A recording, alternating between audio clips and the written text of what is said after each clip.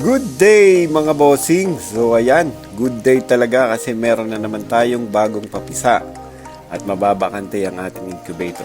Kaya ngayong araw, samahan nyo ako, magsasalang tayo ng itlog sa ating incubator. So ganito lang yung ginagawa ko, araw-araw nagkukolekta ako ng itlog para ma-preserve natin sa rep. Pagkatapos kong magkolekta, isa-isa itong binabalot sa papel, no? Yan, ganyan lang. Kung makikita nyo doon sa pinakang ilalim ng rep, meron dong lalagyan ng gulay. Ito, ganito. Yan, diyan ko iniimbak. Mga 10 days, mataas pa ang fertility niyan. Pero yung iba, humihigit pa. Yan nga, dahil sa meron tayong napisa, alas 12 yan ng gabi. Isa-isa ko nang tinatanggal.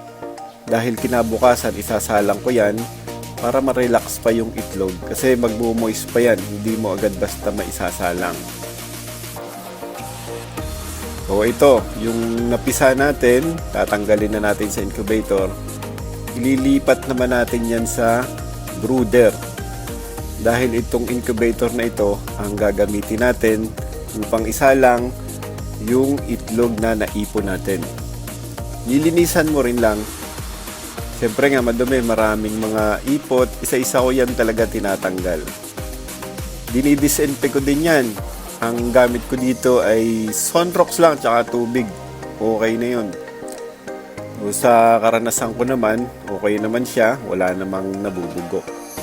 Kapag ka malinis na, tinitesting ko muna yung incubator. Kung okay pa siya at walang diferensya, mas mabuti na yung i-double check mo. Ako nilalagyan ko agad ng tubig. Tapos meron akong hygrometer maliban dun sa digital na nasa incubator para ma-check ko. Yan, makalipas ang ilang oras, okay naman siya, perfect yung humidity, tapos yung temperature, okay pa rin. So ito na, yung nakabalot sa papel na overnight nang nakapahinga. Pwede na natin siyang isalang. Ilalagay na natin dito sa tray ng incubator. Yan, ganyan lang yung ginagawa ko. Dahil sa secure na yung incubator natin, tiwala ka na posible na uli itong mapisa. Marami nga itong naipon natin, siguro mga 10 to 11 days to.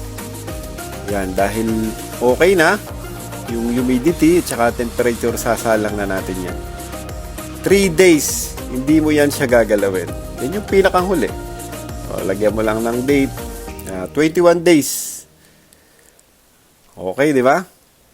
Thank you for watching!